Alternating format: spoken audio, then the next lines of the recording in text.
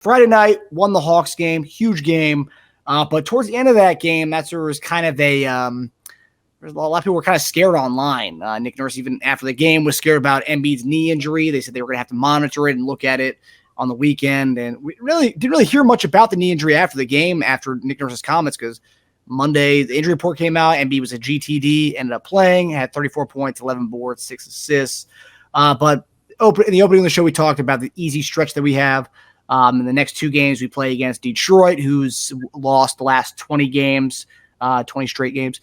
And obviously, this knee injury is not that bad because obviously he played yesterday.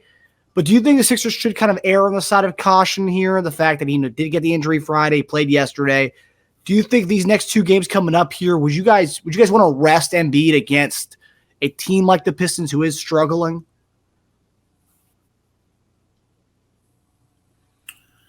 I would say rest him if it's something that's continuing to just, disrupt his flow. If it's not disrupting his flow, I wouldn't take him out. I would maybe cut his minutes or do something different. But if he's able to play, I would advise him to keep playing. So the way you kind of handle that is you go out and take care of business like you did the last game, and he sits down. He doesn't play as much. But I'm not for sitting the guy down just to sit him down. If he can truly play, if he can truly play, let's be serious about him. Let's go win games and keep getting better as a group. So you're not a load management guy, huh? I'm a low. I mean, I guess we're all in this instance load management.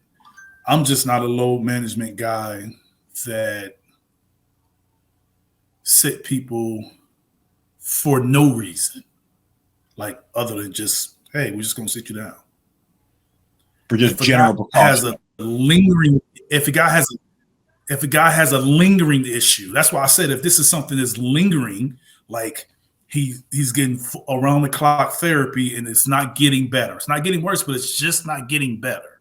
Then yes, I get it. But if it's just, you know what? Hey, we play Detroit. Go ahead and sit out. That's what I don't like. You end up in Detroit in their streak on you. That would not be good. Yes. To be the team that Detroit beats to end that streak. Yeah. Yeah. This is one of the easier stretches. Easier, not easy. I'd say, yeah. Man, I disagree a little bit just because we say that now and then come the playoffs when he looks a little drained, we're going to say, man, I wish we sat him out in more easy games like Detroit back-to-backs. Whenever I think of Embiid now, I don't think of him in the moment. I think of him in the playoffs. Like that's what I think now. I don't even think of him as like December Embiid. I'm thinking of like, late season, May, June Embiid. We got Detroit, Charlotte, Chicago. Man, I'd sit him in the first game against Detroit and Charlotte. I mean, I would even consider him going multiple games. I don't even know if we'll need him against those teams. Charlotte without Ball. They have games where they get hot and then they can just beat you, but I think that could happen even with Embiid if they just get ridiculously hot that game. Yeah, I mean, Charlotte's a sneaky team to watch out for because they have beaten teams and especially at home, they can get hot. And they got some guys that can play. It's just collectively they're struggling, but individually they got some time. Yep.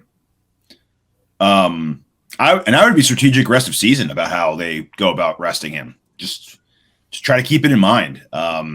He's playing a good amount of minutes. I mean, when we do kill teams, they are good about sitting him and not bringing him back, which I do likes to see.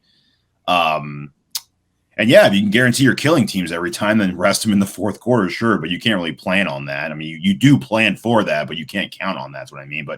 And look, you plan on it by cutting minutes before you go into the game. So that's what I'm saying. You manage the minutes, and then as you see how the game goes on, then you're able to, okay, well, let's just go ahead and shut them down. Like, so say, for instance, we're going to cap you at 32, and you played 23, and we have a great lead. Just kind of pull back. Maybe when you thought you were going to put him back in, you waited a little longer. Like those are things like in game you can make those decisions. But that's a way of doing it. Yeah. If you don't want to just completely sit a guy out. And strategic too. I mean, against like smaller teams, especially. You know, I mean, if we don't trust our backup bigs against bigger teams, and against the smaller teams, maybe do it. You know, have like Rocco start at 5 for the game against a small team. I mean, that's doable. We have the depth now, so that's one of the perks of having the kind of team we have. You can maybe do that and not feel like you're completely lost without Joel. But yeah, I mean, I'm as a fan, obviously, I like to go watch a guy play, and I want fans who are paying for tickets to be able to see Joel, because that's pretty much what they're paying to see, especially a Detroit team. Like most of those people in that stand and the audience, they're not paying to see their team lose another game. They're probably paying to see Joel at that point. So that sucks for them. They're not seeing that. Yeah. It's interesting, though, the fact that he had the injury and, like, you know, they were really serious about it after the game. Nurse just said, like, you know, we're monitoring that, you know, it could be a serious thing. And then all of a sudden, don't hear anything for 2 days. And then Monday, you know, he plays and, you know, has 30 minutes. And so it was a good thing that wasn't a serious injury, obviously. So, yeah, I mean, I just think that they kind of he ended up feeling better than maybe expected, or they just weren't sure and they was playing on the side of caution. Yeah. Because after the game, he said he was fine, but then Nurse's comments were like the opposite of that. Like, oh no, we're like, you know, it might be a big thing, and then, yeah.